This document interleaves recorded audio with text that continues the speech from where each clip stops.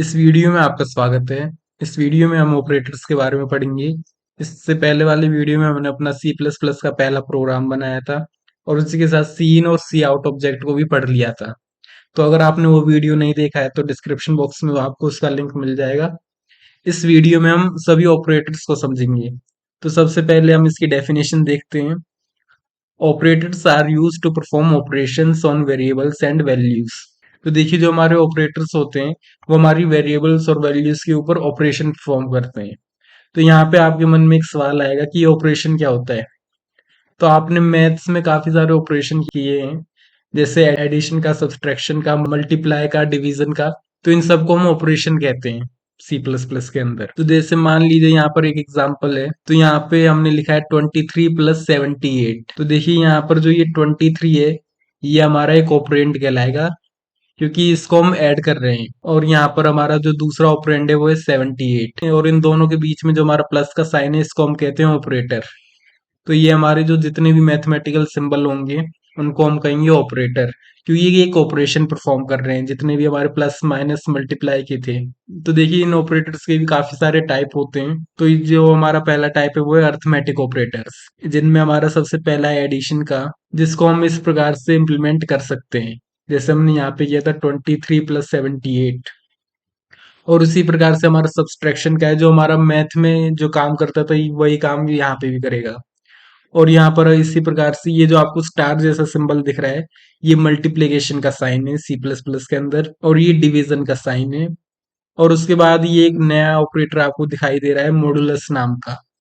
तो देखिए, ये ऑपरेटर क्या करेगा, मॉडुलस। तो देखिए, ये अब डिवीजन के बाद हमें रिमाइंडर को दे देगा।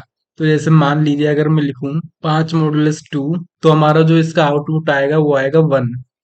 क्योंकि अगर हम 5 को 2 से भाग देंगे तो हमारा जो शेषफल आएगा वो 1 आएगा, जो हमारा रिमाइंडर आएगा वो 1 आएगा। तो उस रिमाइंडर को ये हमारा मॉडुलस ऑपरेटर देता है।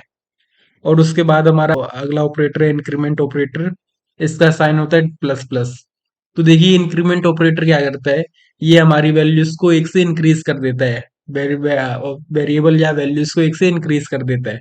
जैसे मान लीजिए अगर मैं लिखूं 2++ तो हमारा जो इसका रिजल्ट आएगा वो आएगा 3, क्योंकि इसने 2 की वैल्यू को एक से इंक्रीज कर दिया। तो ये प्लस प्लस हमारा इस प्रकार से काम करता है, ये हमारी वेरिएबल या वैल्यूज को एक से इंक्रीज कर देता है। और उसके बाद हमारा अगला ऑपरेटर है डिक्रीमेंट ऑपरेटर। इसका साइन है माइनस माइनस, ये इंक्रीमेंट का ऑपोजिट काम करता है।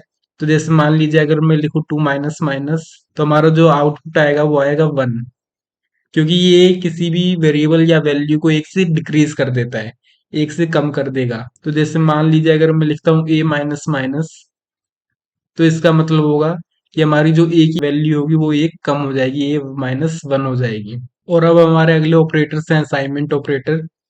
इनमें से एक ऑपरेटर आपने पिछली वीडियो में थोड़ा सा पढ़ा था, इक्वल टू वाला, ये वाला। इसको हम असाइनमेंट ऑपरेटर कहते हैं। तो देखिए, ये क्या करता है, ये हमारा मैथ वाला इक्वल नहीं है, ये वाला इक्वल थोड़ा सा अलग है। तो देखिए यहाँ पे क्या होगा, जैसे मैंने यहाँ पे a = 10 लिखा है, तो इससे क्या होगा, ये जो 10 वैल्यू है ये a के अंदर स्टोर हो जाएगी।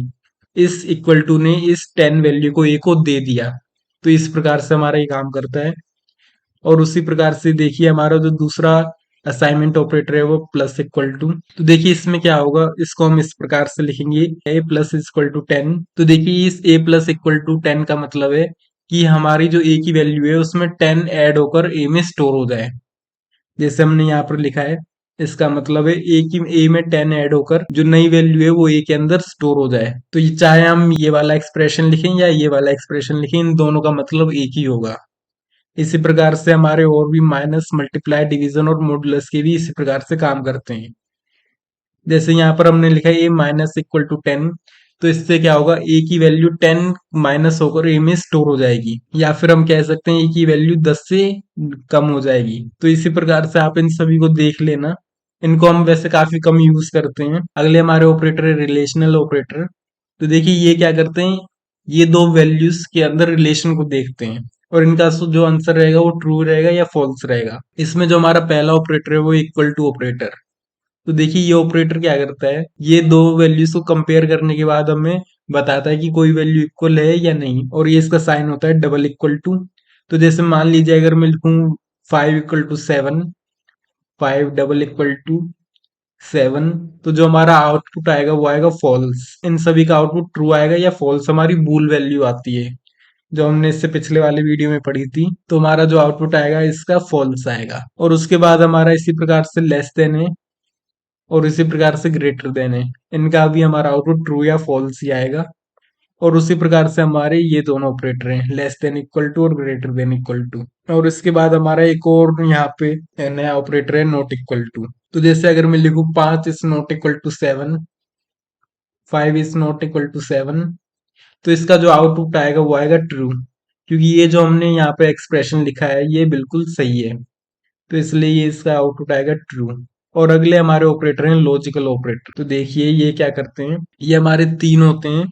इन तीनों को आप याद रखना, इनका हम काफी यूज करने वाले हैं। सबसे पहला है एंड। तो देखिए एंड का मतलब क्या होता है कि इसके अंदर हम काफी सारी कंडीशन लिखते हैं, जो हमारी सभी कंडीशन ट्रू होती हैं तब इसका आउटपुट ट्रू आता है। तो यहाँ पर हमने लिखा भी है, ये इसका सिंबल है, डबल एंड सिंबल को आप याद रखना। तो देखिए यहाँ पर हमने लिखा है 2 इज लेस देन 8, जो कि हमारा ट्रू है। और उसी के साथ जो हमारी दूसरी कंडीशन थी 5 इज लेस देन 19, जो ये भी ट्रू है। तो ये जो हमारी दोनों केसेस हैं ये ट्रू हैं, तो इसलिए इसका आउटपुट भी ट्रू आएगा।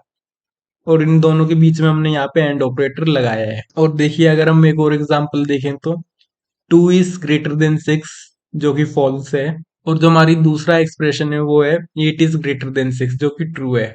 तो इसका जो आउटपुट है वो फॉल्स आएगा, क्योंकि यहाँ पर हमारी दोनों कंडीशन ट्रू नहीं है। अगर हमारी एक भी कंडीशन फॉल्स होगी तो हमारा इसका आउटपुट आएगा फॉल्स। और हमारा दूसरा लॉजिकल ऑपरेटर है और ऑपरेटर। इसका ये साइन इस प्रकार से होता है। तो देखिए ये ऑपरेटर क्या करेगा, ये ऑपरेटर हमारी सभी कंडीशंस को चेक करेगा और अगर हमारी एक भी कंडीशन ट्रू होती है तब इसका आउटपुट ट्रू आएगा। तो देखिए जैसे हमने यहाँ पे एक एग्जांपल लिखा है 3 इज ग्रेटर देन 6, तो ये फॉल्स है। और इसके बीच में हमने और ऑपरेटर लगाया है और उसके बाद हमने लिखा है 5 इज ग्रेटर देन 7, तो ये भी हमारा फॉल्स है। और उसके बाद जो हमारी थर्ड कंडीशन है वो है 4 इज ग्रेटर देन 3, तो इसका जो हमारा आउटपुट आएगा वो आएगा ट्रू, क्योंकि यहाँ पर क्या हुआ, तो यहाँ पर क्या हुआ, हमारा एक लास्ट वाली कंडीशन ट्रू है तो इसलिए इसका आउटपुट ट्रू आया। अगर हमारी एक भी कंडीशन ट्रू होगी तब हमारा इस और ऑपरेटर का आउटपुट ट्रू आएगा। और हमारा एक लास्ट ऑपरेटर है नॉट ऑपरेटर, और ये इसका साइन होता है। तो देखिए ये ऑपरेटर क्या करेगा, अगर हमारी वैल्यू ट्रू है तो उसको फॉल्स कर देगा, अगर हमारी वैल्यू फॉल्स है तो उसको ट्रू कर देगा। जैसे यहाँ पे देखिए 7 इज लेस देन 3, तो ये जो हमारा इस एक्सप्रेशन का आउटपुट आएगा वो आएगा फॉल्स। लेकिन हमने यहाँ पे नॉट ऑपरेटर लगाया है तो ये हमारा जो फॉल्स है ये ट्रू में बदल जाएगा, तो इसलिए इसका जो आउटपुट आया वो आया ट्रू। तो ये हमारे तीन लॉजिकल ऑपरेटर हैं, इनको हमें याद रखना है। हमारा अगला ऑपरेटर है कंडीशनल ऑपरेटर। तो देखिए इसका सिंटेक्स कुछ इस प्रकार से लिखा जाता है। सबसे पहले हम लिखते हैं एक्सप्रेशन वन और उसके बाद क्वेश्चन मार्क, और उसके बाद एक्सप्रेशन टू और कॉमा एक्सप्रेशन थ्री। तो देखिए यहाँ हम एक्सप्रेशन वन के अंदर एक कंडीशन लिखते हैं और अगर हमारी ये कंडीशन ट्रू होती है तो हमारा एक्सप्रेशन टू एग्जीक्यूट होता है, और अगर हमारा एक्सप्रेशन वन फॉल्स है तो हमारा एक्सप्रेशन थ्री एग्जीक्यूट होगा। तो देखिए हमने यहाँ पर एक एग्जाम्पल भी लिखा है। हमने तीन वेरिएबल बनाए, पहला ए, दूसरा बी और तीसरा मैक्स, और इनमें हम कंडीशनल ऑपरेटर की हेल्प से मैक्सिमम वैल्यू फाइंड करेंगे। तो देखिए हमने यहाँ पे लिखा है max equal to I is greater than B question mark. तो देखिए सबसे पहले यहाँ पे कंडीशन ये एवेल्युएट होगी। अगर हमारा ए बी से बड़ा होगा तब हमारी इस ए की वैल्यू मैक्स के अंदर स्टोर हो जाएगी, और अगर हमारा ए बी से बड़ा नहीं होगा तब हमारी ये बी वाली वैल्यू मैक्स के अंदर स्टोर हो जाएगी, क्योंकि ये कंडीशन तब फॉल्स हो जाएगी अगर हमारा बी ए से बड़ा है तो इस प्रकार से हमारा कंडीशनल ऑपरेटर काम करता है। इसका हम वैसे ज्यादा यूज करते नहीं है। और उसके बाद हमारा अगला टॉपिक है प्रेसिडेंस ऑफ ऑपरेटर्स।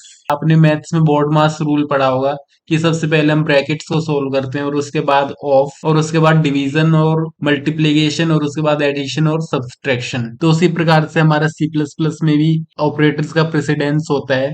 तो सबसे पहले हमारा इंक्रीमेंट और डिक्रीमेंट ऑपरेटर सोल्व होते हैं, उसके बाद नोट, उसके बाद मल्टीपल डिवीजन और मॉडुलस, तो आप इन सभी को देख लेना। और अगर आपको ये ऑर्डर याद नहीं है तो आप जिस एक्सप्रेशन को पहले सॉल्व करवाना चाहते हैं तो आपको उस ब्रैकेट में रख देना, क्योंकि ब्रैकेट वाला यहाँ पर भी सी प्लस प्लस के अंदर भी सबसे पहले सॉल्व होता है। तो फिर आपको ये पूरा याद करने की जरूरत नहीं होगी।